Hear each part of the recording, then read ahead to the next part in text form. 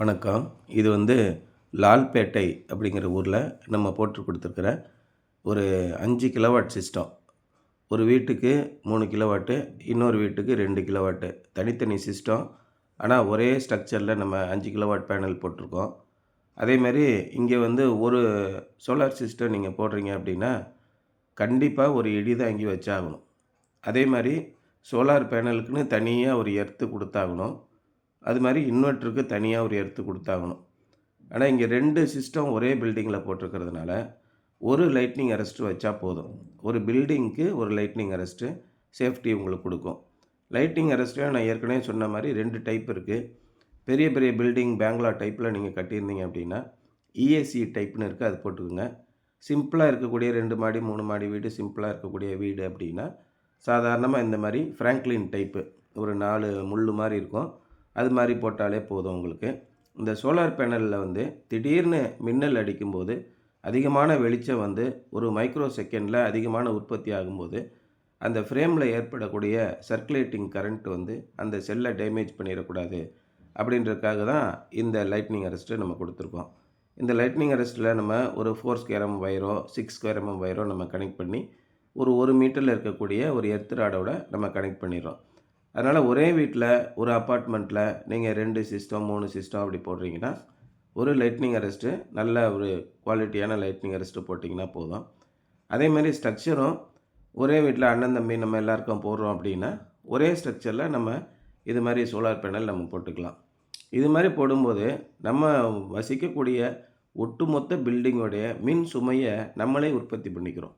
இதனால் டிரான்ஸ்ஃபார்மரில் நமக்கு வந்து பெரிய இழப்பு ஏற்படாது. ஒரு டிரான்ஸ்ஃபார்மரில் உங்கள் டிஸ்ட்ரிபியூஷன் டிரான்ஸ்ஃபார்மர்னு சொல்லுவாங்க. நம்ம தெருவில் ஒரு டிரான்ஸ்ஃபார்மர் இருக்கும். இல்லைன்னா கொஞ்சம் குறைவான வீடுகள் இருக்கிற இடங்களில் 2, 3 தெருவுகளுக்கு சேர்த்து ஒரு டிஸ்ட்ரிபியூஷன் டிரான்ஸ்ஃபார்மர் வச்சுருப்பாங்க. அந்த டிஸ்ட்ரிபியூஷன் டிரான்ஸ்ஃபார்மர் கெப்பாசிட்டியில் 30% மட்டும்தான் சோலார் போட முடியும். உதாரணமாக இந்த ஏரியாவில் இவங்க ஏரியாவில் இருக்கக்கூடிய டிஸ்ட்ரிபியூஷன் டிரான்ஸ்ஃபார்மரில் 250 கிலோவாட்டு டிரான்ஸ்ஃபார்மர் இருக்குது. அப்போ அதில் 30% வரைக்கும் தான் ஏஇ வந்து உங்களுக்கு ஃபீஸிபிலிட்டி கொடுப்பாங்க. அதாவது ஒரு 80 கிலோவாட் வரைக்கும் நம்ம போடலாம். இப்போ இவங்க 5 கிலோவாட் போட்டுட்டாங்க. 10 வீடுக்கு போட்டுட்டாங்கன்னா 50 கிலோவாட் ஆகிடும். அப்போ ஒரு 15 வீடு தான் அதிகபட்சமாக நம்ம சோலார் போட முடியும். அதுக்கு மேலே சோலார் போட முடியாது. ஏற்கனவே இந்த ஏரியாவில் ஒரு 6 வீடு போட்டுட்டாங்க.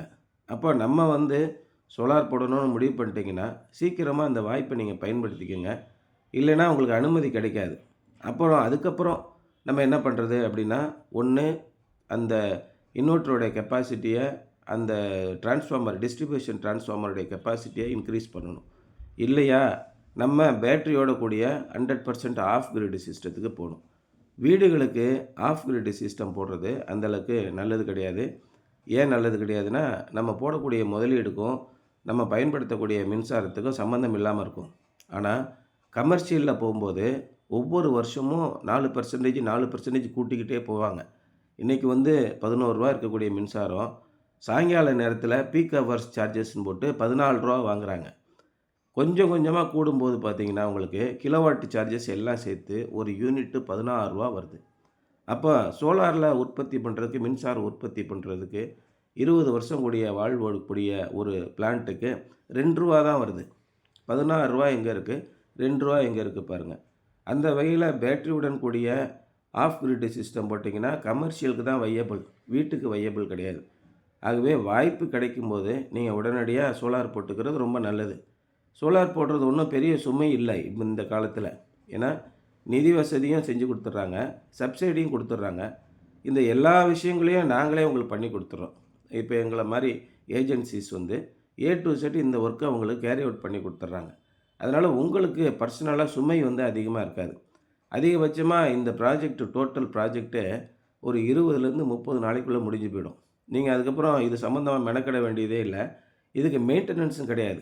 இது என்னங்க இது போட்டுட்டு பெரிய தொல்லையாக இருக்குது அப்படின்ற மாதிரி எந்த விதமான தொல்லையும் இல்லை. அது பாட்டுக்கு ஓடிக்கிட்டு இருக்கோம். அது எந்த விதத்துலையும் நீங்கள் பராமரிக்க வேண்டியதில்லை. இதில் பராமரிப்புங்கிறது இந்த கண்ணாடி மாதிரி இருக்கக்கூடிய சோலார் பேனலை மாதத்துக்கு ஒரு முறை நீங்கள் பார்த்துட்டு, மழை வரக்கூடிய காலங்களில் மெயின்டெனன்ஸே கிடையாது. ஒரு 6 மாதத்துக்கு பிரச்சனை இல்லை.